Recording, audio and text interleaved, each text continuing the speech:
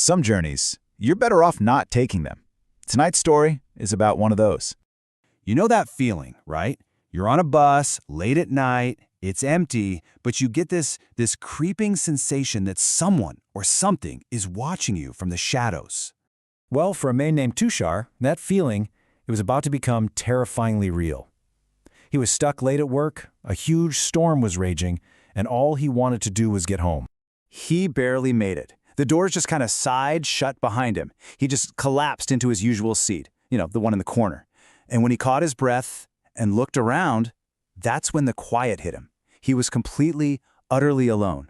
And you know how it is when you're that tired. The bus is rocking back and forth, the rain's hitting the window. It's almost hypnotic. He was just so exhausted he couldn't fight it. He just let his eyes close for a second. But that little moment, that space between being awake and being asleep, that's when things started to go wrong.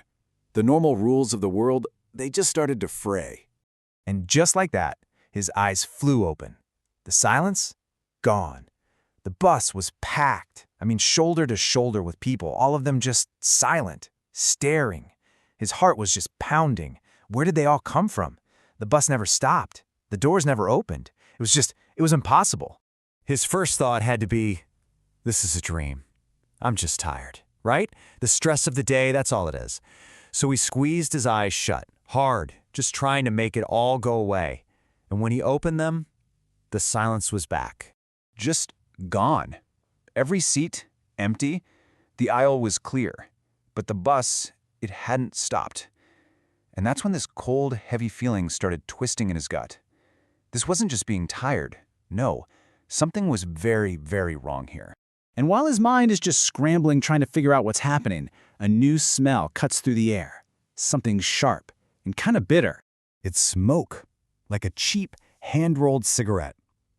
Tushar turns his head and his whole body just jolts. Right there, in the seat next to him, the one that was just empty, sits an old man. His face is just covered in wrinkles, and his eyes, man, they just cut right through the dark. The old man speaks, and his voice is this low, raspy sound. He doesn't even look at Tushar. He just stares ahead, like he's stating some undeniable fact of the universe. He tells him about another night, a lot like this one, about seeing some figure on the bus, a figure with eyes like empty holes that pointed right at him and whispered, "You shouldn't be here." And then it just vanished. Tushar, what do you do with that? He tries to just brush it off. It's just some crazy old guy, he tells himself. He has to believe that. He's so overwhelmed that his eyes close again. But when he opens them a few moments later, you guessed it, the seat's empty, the old man, the smoke, gone. Okay, now any sense of denial is just shattered. His eyes are darting all over the place. Fear is a living thing now. And that's when he spots him. Across the aisle, another man, sitting all by himself. And this is weird. Who reads a newspaper at 1 in the morning on a pitch-black bus? The only sound is this rustling of paper, and it feels deafening in the silence. And the paper is hiding his entire face. Tushar can't see anything, just the shape of a head behind the newsprint. And every single instinct in his body is screaming at him, look away, get off this bus, run. But he can't. He's frozen. He just has to know what's back there. And then, so slowly, the newspaper starts to come down. Tushar can't even breathe. And what he sees behind it, it isn't a face. It's a wreck. Just a bloody, pulped mess of crushed bone. The eyes are just empty black pits. He wants to scream, but nothing comes out. He flinches back, slams his eyes shut, trying to unsee it. And that's when he feels it, a cold hand on his shoulder. He forces himself to look. The man is right there, leaning over him. But his face, it's clean, normal. He's smiling, a perfectly calm, gentle smile. And his voice is so calm, it's almost kind, which just makes everything 1,000 times more terrifying. He says, "You got scared, didn't you?" and holds out a bottle of water. "Strange things happen here at night," he says. "Don't stay. And whatever you see, just forget it." That warning just hangs in the air. This is it. Tushar knows this is his last chance.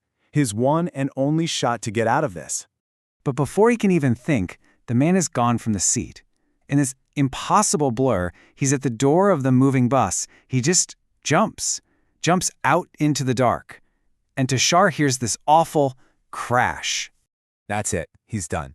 The bus starts slowing for the next stop, and it's pure animal instinct. Tushar just bolts, scrambling out into the pouring rain. He just stands there on the sidewalk, soaking wet, shaking, and watches it drive off into the night. And then, a flash of lightning illuminates the sky, and in that split second, he sees it for what it really is. It isn't a bus. It's a wreck, a half-burnt, twisted metal shell. And through the shattered windows, he sees them all. The crowd, the old man, the man with the newspaper, all of them, their dead faces just pressed against the glass, staring right back at him. So, what if you missed the last bus tonight? When you're standing out there in the dark and you see those headlights coming, you might want to ask yourself, what's really coming to pick you up?